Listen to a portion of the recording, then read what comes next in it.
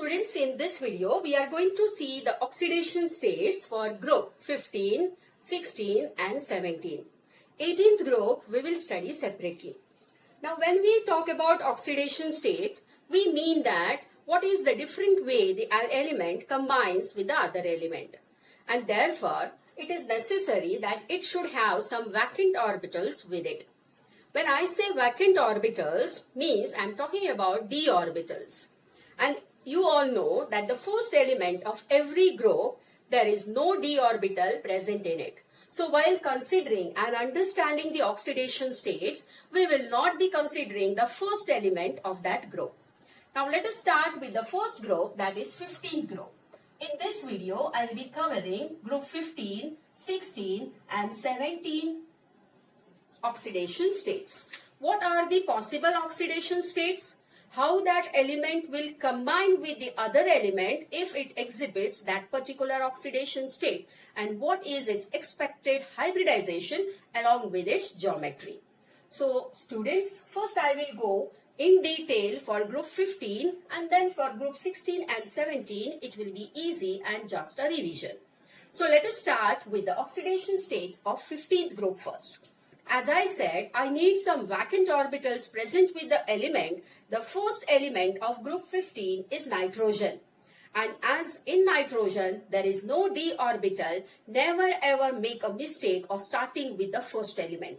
When you want to understand the oxidation states, always start from the second element of that group. So the second element of 15th group is phosphorus. So I will start with phosphorus. What is the atomic number of phosphorus is 15. I need not write the complete electronic configuration because the inner electrons, they never take part in the bond formation. And therefore, I have to consider only the valence electrons. To consider the valence electrons, how to write the valence electronic configuration? If you see, the atomic number here is 15. So I can split this as 2, 8 and 5. So if I say this is the first principal quantum number, second principal quantum number, then this will be the third principal quantum number. So the electronic configuration I'll consider from 3s. So let us write the phosphorus in its ground state. How I will write the electronic configuration here is, this is your 3s, 3p. And as I said, to show the variable oxidation states, I must have the d orbital which I have to show vacant here. So this is your d orbital. How I will name this is 3s, 3p and 3d. Now as I have not considered those inner electrons, I will only write the electronic configuration based on those 5 electrons. So how I will fill this? 1, 2, 3, 4 and 5. So this is phosphorus in its ground state. Now how to assign the oxidation state? You have to simply see how many unpaired electrons are present here is 3. So the first oxidation state, what I will get is in the ground state. How many unpaired electrons are there, students? There are 3 unpaired electrons. So the first possible oxidation state I will write with the minus sign and the plus sign. So the first oxidation states what I will have is minus 3 and plus 3. One with the minus sign, the other with the plus sign. So it will be minus 3 and plus 3, the two oxidation states what the 15th group element exhibits. Now if I see the hybridization, what will be the hybridization here, students? If I mark the electrons here, what will be the electronic configuration here? 3s2 and 3p3. Now d, as it is vacant, I will not consider that. So what will be the hybridization when an element is in its minus 3 or plus 3 oxidation state? Here it will be Sp3 hybridization. This is S and P3 hybridization. Now how many lone pairs are there? That is with one lone pair present. Now what is the regular geometry of Sp3 hybridization is tetrahedral. So expected geometry here is tetrahedral, but as you can see that there is one lone pair also present, so the geometry will get distorted. So what will be the geometry, students? Geometry will be distorted tetrahedral, or we use a proper word that is pyramidal. So the geometry here is pyramidal, and phosphorus or any 15 group element other than nitrogen, when it undergoes sp3 hybridization, this particular hybridization is applicable for nitrogen also in ammonia, but further oxidation states I will not consider nitrogen. So when I say it is pyramidal, if you see that what type of compounds now phosphorus can form is, I will keep this element as it is, that is phosphorus, and I will attach any monovalent 3 atoms here. So say for example halogen, so I can have PCl3, PBr3. So this type of compounds where the phosphorus will have +3 or -3 oxidation states depending upon the electronegativity difference. Which is the other element before this, after phosphorus, you can consider phosphorus, then have arsenic, antimony. So they all will show -3 +3 in this particular ground state electronic configuration. Let us see the second oxidation state, what phosphorus will exhibit, or those elements they will exhibit is, now what you have to do is, you have to excite one electron from here. Now let us see what will happen when I excite one electron. So this electron I am exciting, and this electron will go to this vacant orbital. So what you will get here, student, this will become 3s1. This will remain as it is, that is 3p3. And now one of your d orbital is getting occupied. Right? So the electronic configuration here will be in this way. 3s1, 3p3 and 3d1. Now how many unpaired electrons here? You see that there are 5 unpaired electrons. So the next oxidation state, what I will have? What we did first, we have taken the minus and the plus oxidation states. Now further, when I go for the oxidation states, they all will be with the positive side. So the oxidation state here, after one excitation, what I have is +5. What do you think will be the hybridization here? The hybridization here will be sp3d. sp3d, what is the regular geometry for sp3d hybridization? For that, just see what you have to do is, you have to count the number of orbitals here. So this is 1 plus 3 is 4 plus 1 is 5. Out of that 5, subtract 2. What you are left with is a triangle.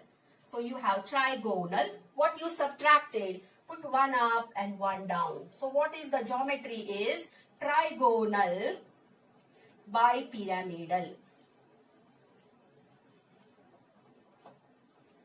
Is there any lone pair here? There is no lone pair. So the geometry remains regular trigonal bipyramidal. So what are the possible oxidation states? What we got here is -3, +3 and +5.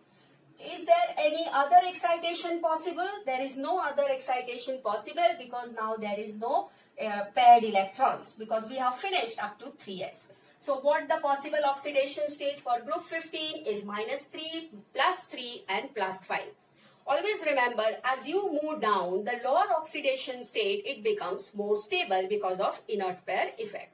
So if I want to see similar type of compounds of phosphorus or arsenic or antimony which will show this type of hybridization, what you have to do is keep that element here, say phosphorus, and attach those many monovalent elements to it. So how many atoms of chlorine I can attach here is PCl5. So that can be the example which will exhibit trigonal bipyramidal and sp3d hybridization. What else you can have is PBr5, Pi5, this type of compounds. Simply you have to keep the element and number of unpaired electrons, that many atoms you have to attach to it. So this is the oxidation state for 15th group. Let us move on to group 16 now. In group 16, we have the first element, that is oxygen, and as I said, we will not consider oxygen. So let us move on to the next element, that is sulfur. So sulfur in its ground state. What is its atomic number, student? Its atomic number is 16. So how I will split this? 2, 8 and 6. So what I will have is, this is your first principal quantum number, second principal quantum number and third principal quantum number. So what will be its ground state electronic configuration is D I will consider, as I told you, vacant for the excitation. So this will be 3s2. And if I see this I will mark in this way. Now 6 electrons I have to accommodate. 1, 2, 3, 4, 5 and 6.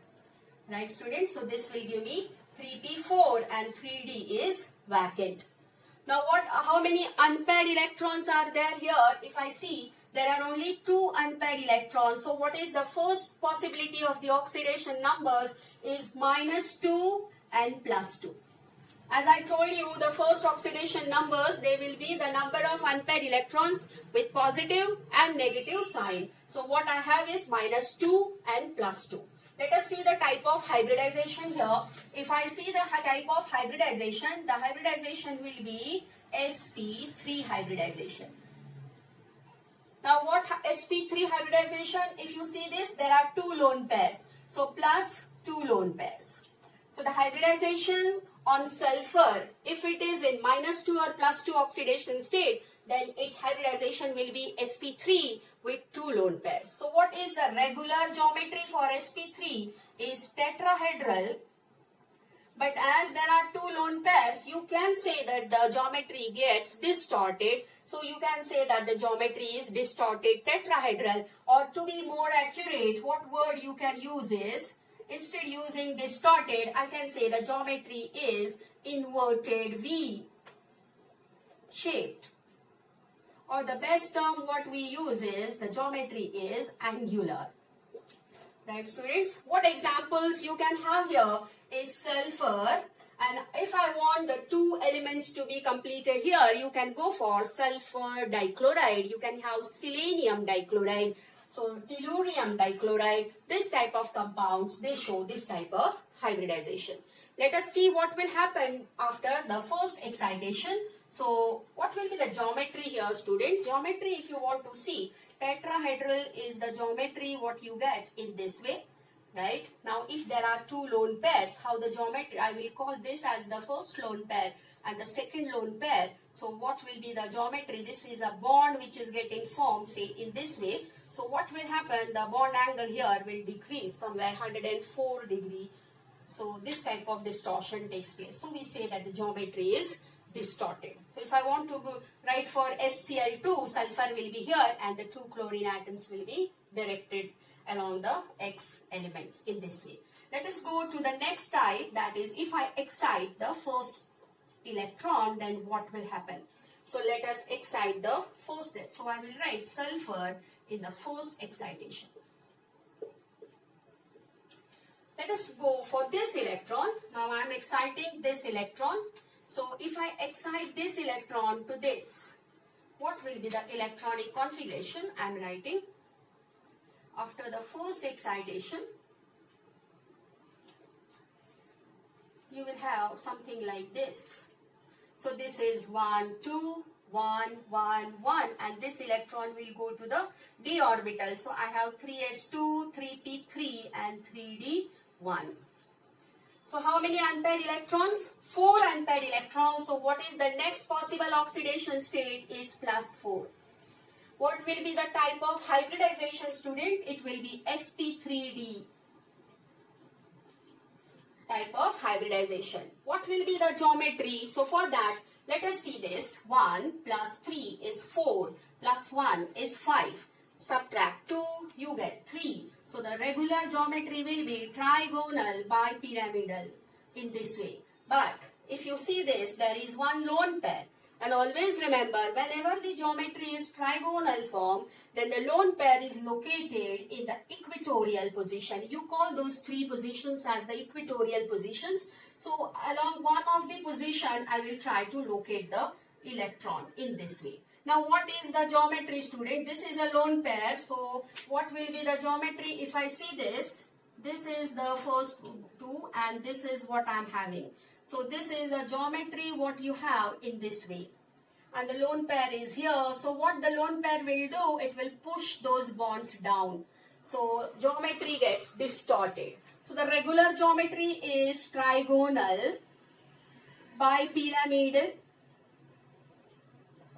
But as there is one lone pair, the geometry gets distorted. So I will call this distorted trigonal bipyramidal. But the correct word for the geometry, if you see this, the geometry here is seesaw.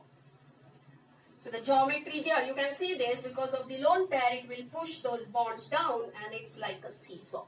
So the geometry here is seesaw. What can be the example here is sulfur tetrafluoride Sf4, where it becomes +4.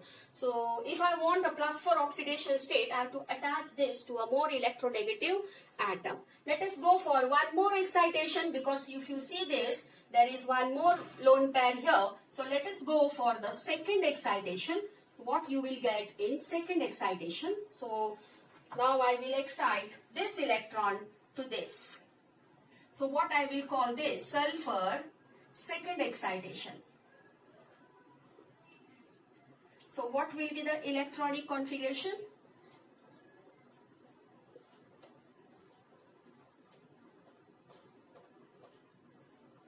So it will be 1, 2, 3, 4, this one, and this excited electron will go to this. How many unpaired electrons now? 6 unpaired electrons. So what will be the next oxidation state exhibited by group 16 element is +6 oxidation state. Students, what do you think will be the hybridization here? 3s1, 3p3 and 3d2. So the hybridization here will be sp3d2. Right? Now if I want the geometry, what will be the geometry? 1 plus 3 is 4, plus 2 is 6. 6 minus 2 is 4. So the expected geometry is something like this. And what I subtracted, 1 up and 1 down. What you call this geometry as the octahedral geometry. What can be the example here is sulfur and 6 monovalent atoms. So the best example what you have here is SF6. Sulfur hexafluoride. This is also a limitation to octet rule, where you see the expanded octet here for SF6. So this is all about 16th group. Let us see what is the possible oxidations for 17th group. But if you see the 16th group, what are the possible oxidation states today? -2, +2, +4 and +6. Let us move on to group 17 now. Now let us go to 17th group, students. 17, again, I will not consider fluorine. So let us start with chlorine. Chlorine atomic number is 17. So I am writing its ground state. How I will split 17 is 2, 8 and 7. Again, I will go to the third principal quantum number. So let us write the electronic configuration.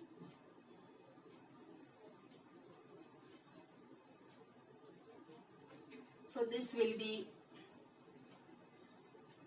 yes, so 7 electrons I have to accommodate. 3s2, 1, 2, 3, 4, 5, 6 and 7. Which rule I have followed while filling the electrons is the Wundt's rule. So let us write here, this is 3p5 and your 3d is vacant. Now let us see the first type of oxidation state, what halogens they exhibit.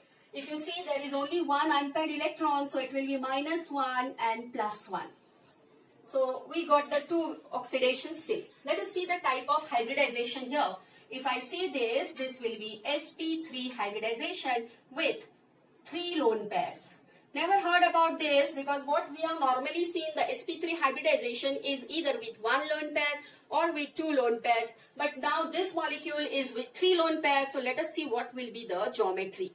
As we have discussed in the previous groups, that sp3 hybridization gives you a regular geometry of tetrahedral.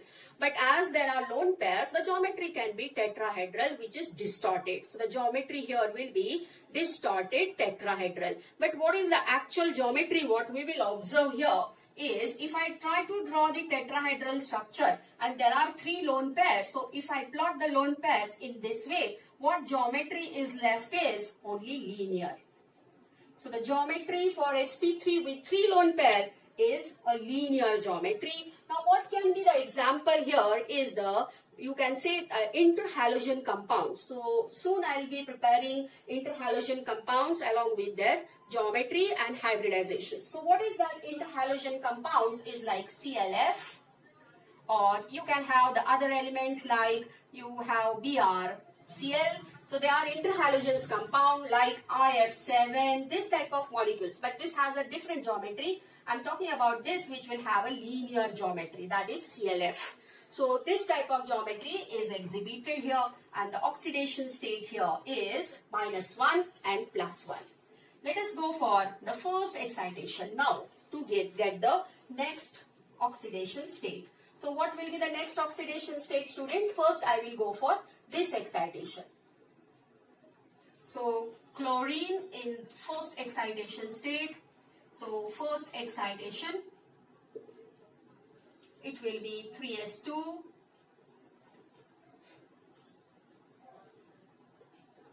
and now it will be 3d.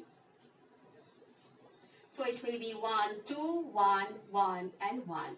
This electron has shifted to this. So I have 3s2, 3p4 and 3d1. So what is the oxidation number now, student? This is 1, 2, 3. So the next oxidation state is +3. So -1, +1 and +3. So what will be the hybridization here is Sp3d. Right? Now when I say it is Sp3d, what is the expected geometry? Geometry will be 1 + 3 is 4 + 1 is 5 -2 is 3. So the regular geometry will be trigonal bipyramidal. Right? Now this is what the actual geometry expected. But how many lone pairs are there? There are 2 lone pairs. As I said, the lone pairs, they always occupy the equatorial positions. So I will try to occupy the equatorial positions. So what will be the equatorial positions is this. Now what is the geometry left, student? If you see this and this. So if you see the geometry, it is like this. You see that it is like the handle of a bicycle, or I can call this as a T. Your regular T is like this. Now why this is a bent T? Because the 2 lone pairs here, they will try to bend this particular bonds and therefore it gets a bent. So what is the geometry here? Is distorted, trigonal, or I'll write this, trigonal bipyramidal. But what is the actual name of the geometry? Is the bent T.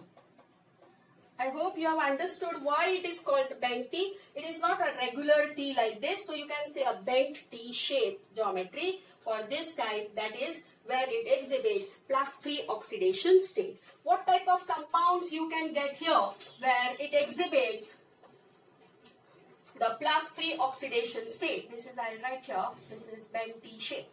So what you can have here, Cl, and you can have 3 more halogens. Now as chlorine will exhibit +3 oxidation state, you should have more. Now here ClF3, that type of interhalogen compound where I can get this type of geometry. Let us go for the next type of excitation, because still there are 2 bonded lone pairs. So let us go for the next one. So what will be the next excitation, student? So I am writing here in the second excitation, when this electron will move from here to this. So what I will get is this. How many unpaired electrons now? 1, 2, 3, 4, 5. So what will be the next oxidation state is +5, that the halogens they exhibit. What will be the type of hybridization here is Sp3D2 type of hybridization. What is the geometry now? 1 + 3 is 4, 5 and 6. 6 minus 2 is 4. So I will draw this in this way, 1 up, 1 down. But if I see the molecule electronic configuration, there is 1 lone pair. When you draw the geometry for this type, that is Sp3D2 type, then the lone pairs, they are now at the axial positions. So either here or here.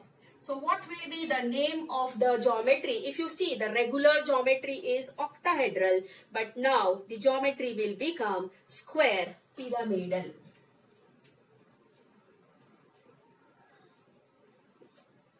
Now it is not octahedral. You can write distorted octahedral, or the correct word is square pyramidal. If you see this square and this is a pyramid. If I try to join this in this way, it becomes a pyramid.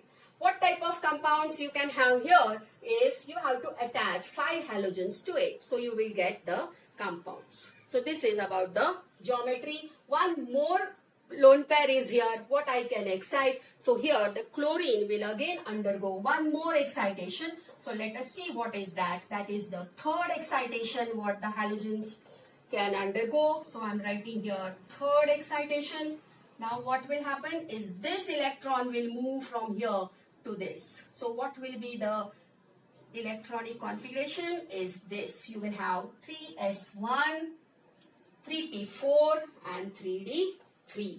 Now what will be the oxidation state, student? 1, 2, 3, 4, 5, 6 and 7. So what you have here is +7 oxidation state. So what are the possible oxidation states for group 17? Is -1, +1, +3, +5 and +7.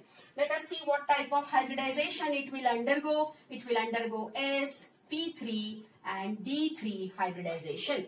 Let us see the geometry. 1 + 3 is 4. 4 + 3 is 7. Subtract 2, you get 5. So what will be the geometry? I get a pentagon here. So this is the pentagon. 1 up, 1 down. So it is pentagonal bipyramidal. As there is no lone pair present, so this is the regular geometry what I can get. And this is the geometry which is exhibited by IF7 or CLF7, this type of compound. So the geometry is pentagonal bipyramidal. So this is all about the oxidation states of group 15, 16 and 17. So this particular type of halogens what you see, they usually exhibit this type of oxidation states in interhalogen compounds.